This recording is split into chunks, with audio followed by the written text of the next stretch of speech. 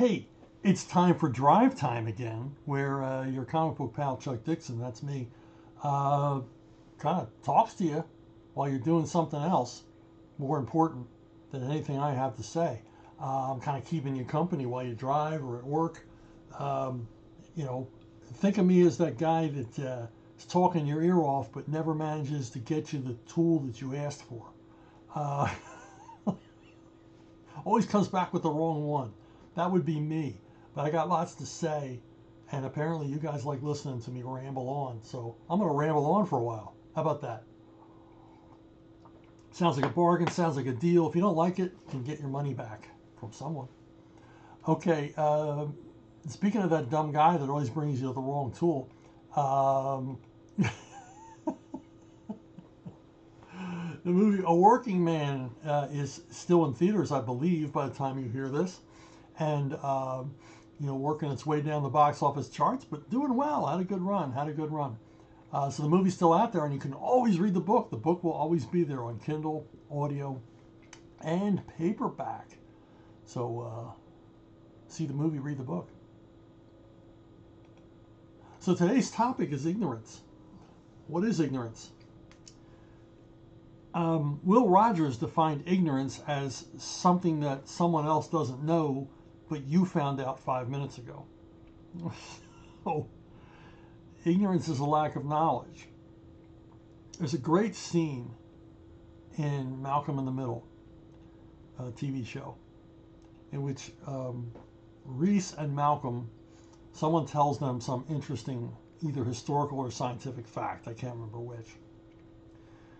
And Reese reacts angrily and says, who would want to know that? And Malcolm is incredulous and he says, who wouldn't want to know that? That's the difference between stupidity and ignorance. Okay? Reese doesn't want to know anything. And Malcolm can't learn enough. But up to the point where they heard this scientific or historical fact, they were ignorant of it. Learning about it cured Malcolm's ignorance. Now he knows this. He's no longer ignorant about that. It does not cure Reese's stupidity. He's still as dumb as ever because he didn't regard this knowledge as valuable, therefore will make no effort to either understand or remember it. And that's what that is. That's what ignorance is. Now, we've all seen these cringe-worthy, particularly now, these cringe-worthy interviews with, the man on the street or Spring Break, where they ask, unfortunately, average Americans things like, who was the first president?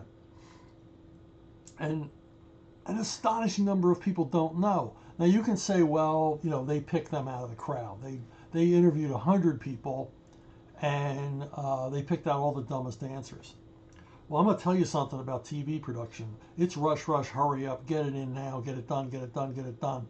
They do not send anybody out on the street for hours and hours and hours to collect footage so they can cherry pick the dumbest people to make us all feel sad. So there are a lot of really stupid people out there, but largely they're ignorant, and they're ignorant because of the failure of our public school system and apparently even our secondary school system. And the failure isn't in teaching, it's largely the failure is in creating a desire to learn, to instilling curiosity in students. And most of what you get in school is indoctrination. It's rote learning, or the quote-unquote learning for the test. They're imparting knowledge to you that they want you to learn, but they don't encourage you to learn anything on your own. I had very, very few teachers. I went through 12 years of public school education. I had very few teachers who tried to instill a love of learning into us. One of them I can recall fondly is our fifth grade teacher, Miss Holder, at Garrettford Elementary. I was lucky enough to be in her class. And she did a lot of stuff to make you think, to make you want to learn more. She encouraged discussion in the class. In other words, the Socratic method of learning.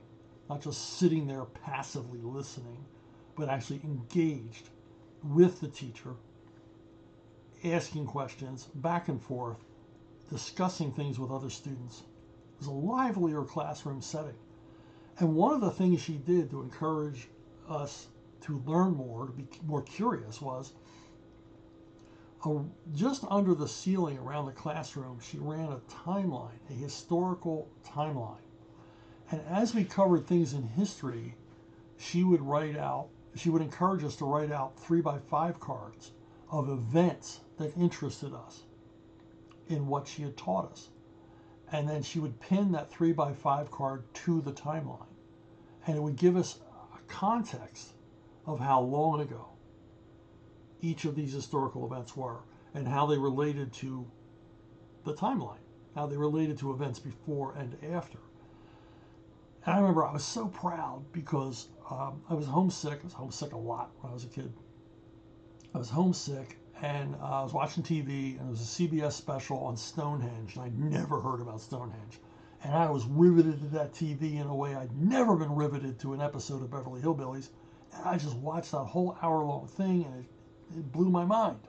My imagination started running. My imagination is still running off of that hour-long special about Stonehenge. And it explained everything about it. Well, when I got back to school. And at the beginning of the day, I raised my hand, just total non sequitur in the class, not part of the classroom thing. And Miss Holder called on me. And I told her and the class about the Stonehenge thing. And she was fascinated as well. And she had me write a 3x5 card up about Stonehenge. And we put it on the timeline. And I was so proud because it was the earliest thing on the timeline. Predated everything else on the timeline. And that made me happy. And it made me want to learn more. And I'm hoping that talking about Stonehenge made those kids more curious about Stonehenge. But back when I was a kid, kids were more curious about stuff. I mean, they weren't making movies at the movies about Hercules and Jason and the Argonauts because we didn't care about them. We were reading Roman and Greek mythology on our own. Those books were on a waiting list at our school library. And we were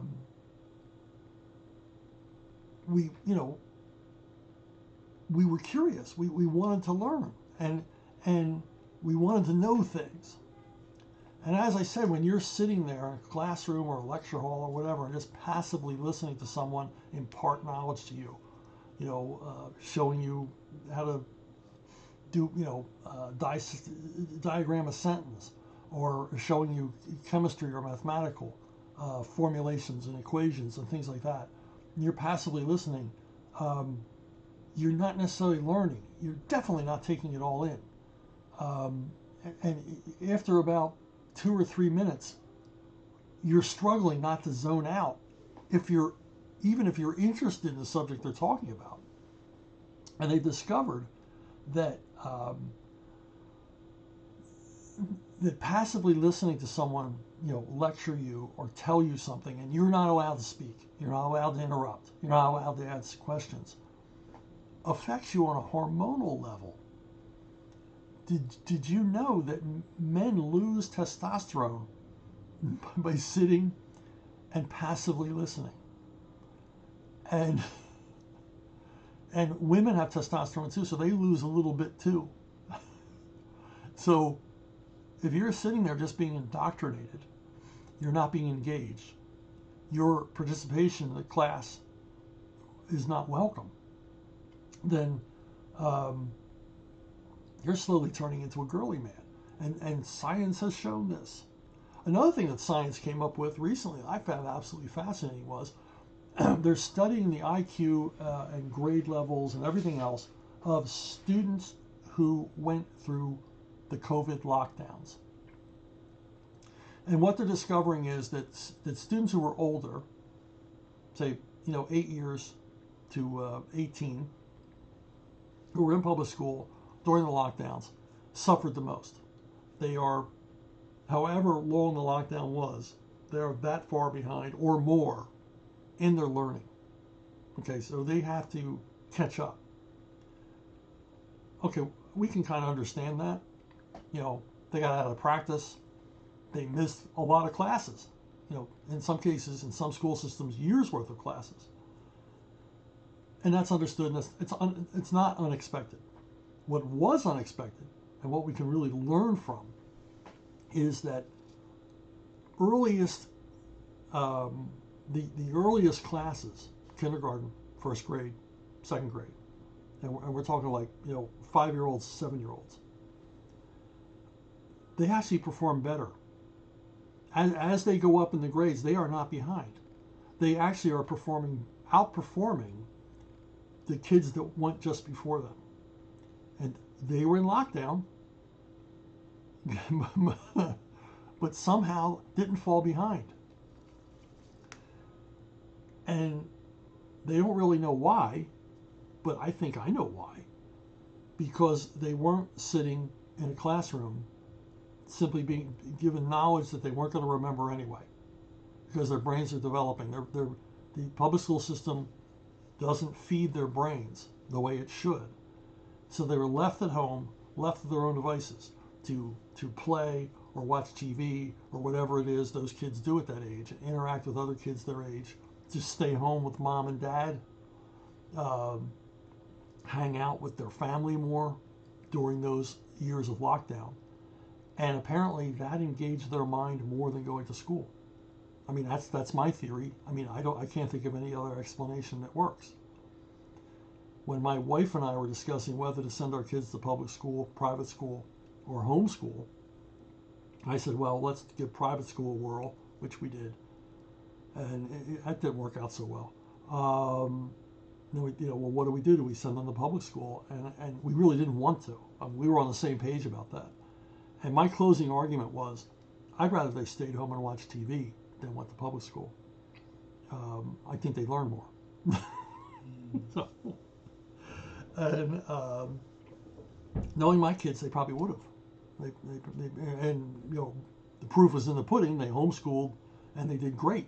They did fantastic. Their grades were good. They learned quickly, and they were free a lot of the times to pursue their own interests, their own curiosities.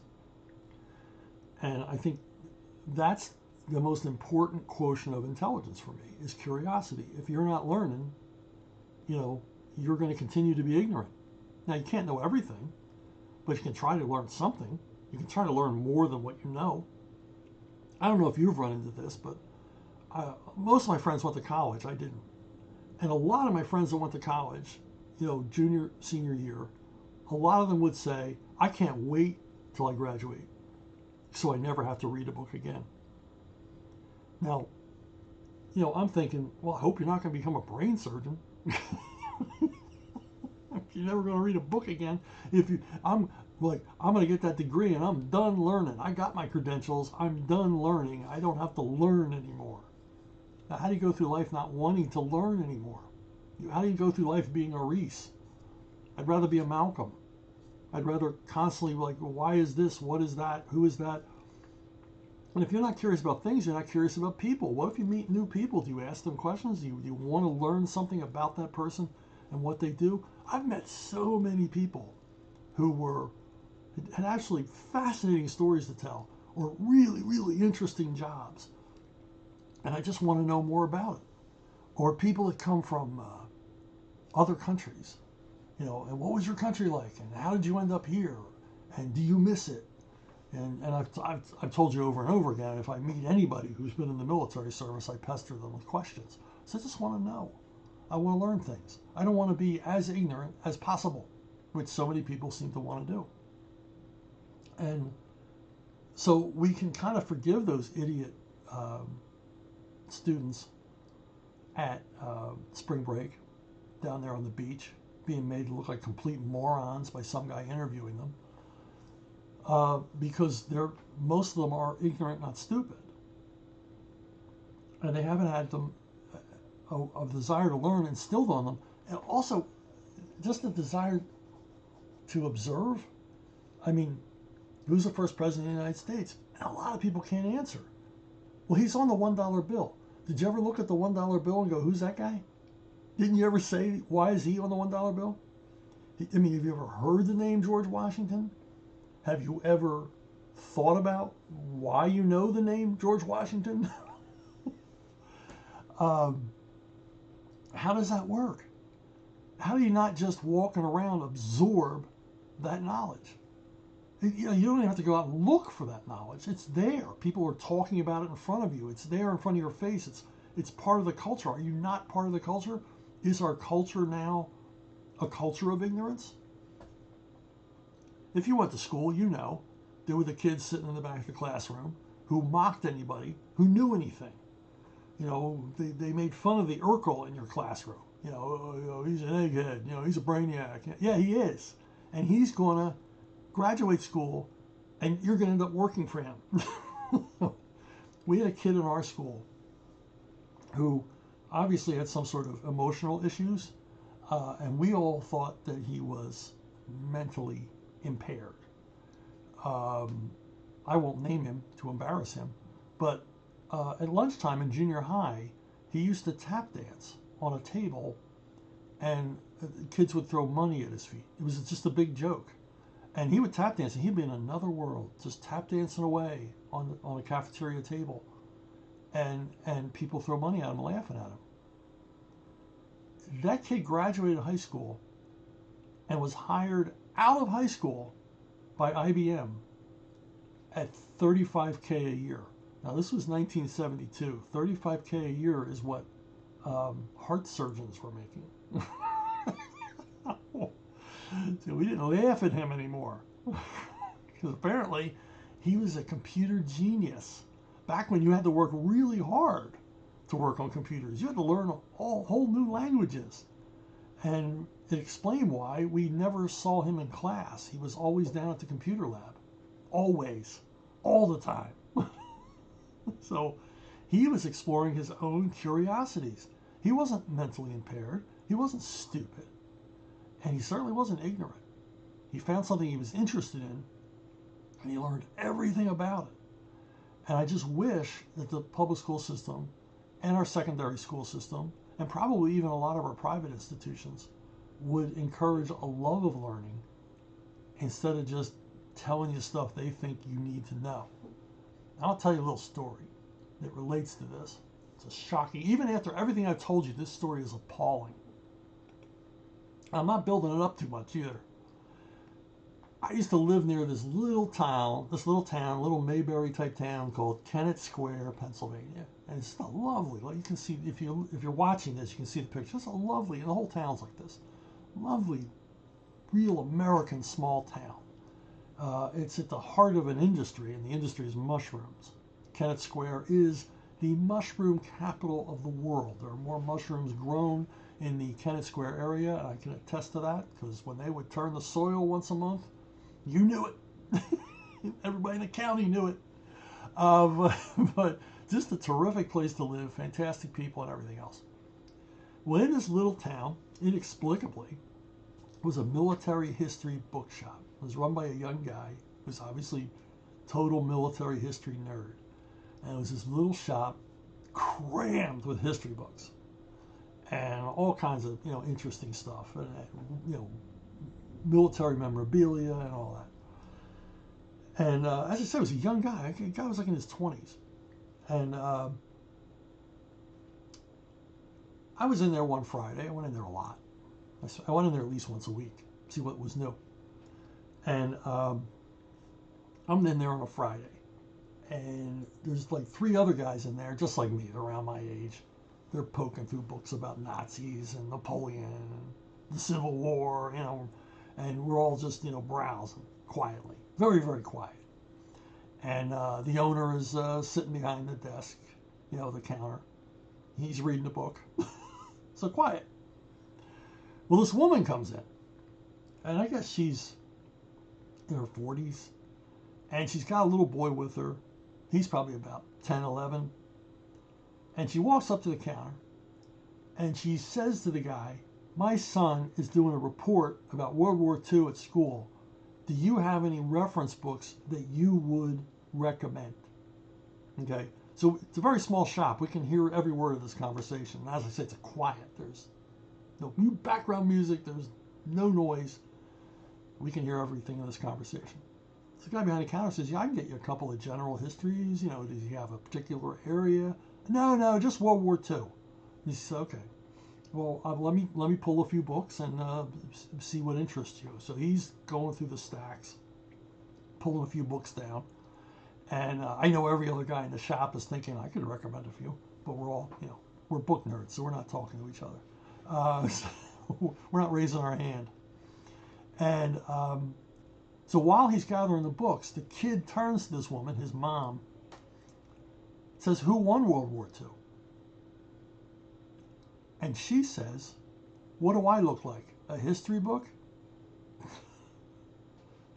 I will pause here for your shock and outrage. Because I know if you're listening to me, this is the kind of thing that gets under your skin. Okay? If you're not bothered by this story, I don't know why you're listening to me. But you could have heard a pin drop in this place. Everybody just froze. Like they'd heard a shotgun being cocked. And none of us answered her, because how do you answer someone like that? She's literally a baby boomer. She had to have grown up in a household of people who lived through World War II. Grandparents, parents, possibly even siblings who grew up in World War II. How do you not know who won? Couldn't you figure that out? Were you not exposed? I mean, I'm a baby boomer too. I was exposed to so much. I was about her age at the time. I was exposed to so much. Every time you turn on the TV, it was World War II this, World War II that. People would be talking about it around you. Books, everything. They're talking on TV about World War II, talking about the Holocaust, talking about D-Day, talking about Iwo Jima, talking about the anniversary of this and the anniversary of that. And in addition, your relatives would have been, remember when, or relatives hadn't seen each other for a while, and eventually the war would come up, and you listen to that, and you never asked yourself, who won? You couldn't figure that out in your head. I bet you if you asked this woman, who did we fight in World War II, she wouldn't have known that either. Because if she'd known that, she could have figured it out. Well, we're not speaking German or Japanese, so I guess we won.